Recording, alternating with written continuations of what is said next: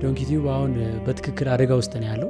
በቀጣዮቹ 8 ቀናት 31 ሰራተኞችን ለማሰናበት ጭራሽ ይሄን ያክል ሰራተኛ ለአንድ ዩቲዩብ ቻናል አያስፈልግም ብዬ ነው ማስበው። አሁንም ሰራተኛ መቀነስ አለበት ማክሲማም። ከሰሞኑ በሀገር ውስጥ ማህበራዊ ሚዲያ በጣም አሳዛኝና አነጋጋሪ ዜና እየተዘዋወረ ይገኛል።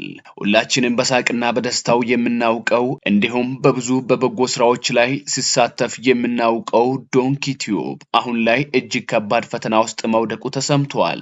የሚዲያው መስራች ኮሜዲያን እሸቱ መለሰ በዩቲዩብ ገጹ ባስተላለፈው መልእክት በቀጣዮቹ 8 ቀናት ውስጥ 31 ሰራተኞቹን ከስራ ሊያሰናብት እንደሚገደድ በሐዘንና በቁጭት ተናግሯል።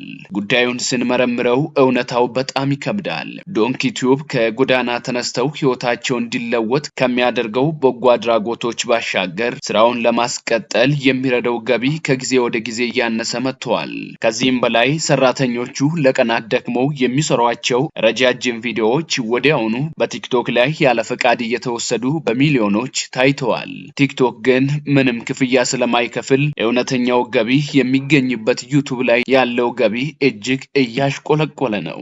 ተቋሙ ከዚህ በፊት ከ67 በላይ ሰራተኞችና ትልልቅ ህንፃዎችን ይዞ ይሰራ የነበረ ቢሆንም አሁን ላይ ወጪውን መሸከም አቅቶት ሰራተኞቹን ወደ 46 መቀነሱንና ትልልቅ ቢሮዎቹንም መልቀቁን እሸቱ በዩቲዩብ ገጹ ላይ ተናግሯል። በዚህ አሳሳቢ ወቅታዊ ሁኔታ ላይ የታዋቂው የዳሎል አካዳሚ መስራች ኑቲ ያስተላለፈው መልእክት ነገሩን ይበልጥ ትኩረት የሚስብ አድርጎታል። ኑቲ እንዳለው እንደ ዶንኪቲዩብ ያሉ ተቋማት በቀልድና በቅሌት ዜናዎች ሳይሆን በሀገር ውስጥ ባሉ እውነተኛ በጎ ስራዎች ላይ ተመርኩዘው የሚዘልቁት በህዝብ ድጋፍ ብቻ ነው።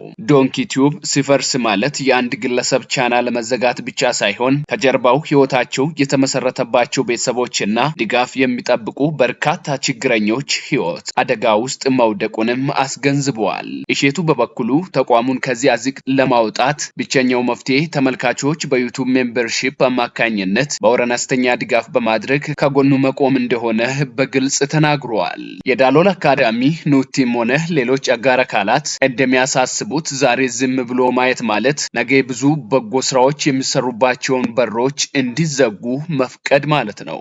አሁን ጥያቄው የዶንኪቲዩብ ዕጣ ፈንታ ምን ይሆናል የሚለው ሳይሆን እኛ ተመልካቾች ከጎኑ ቆመን ይህንን ታላቅ ሚዲያ እንታደገዋለን ወይ የሚለው ነው።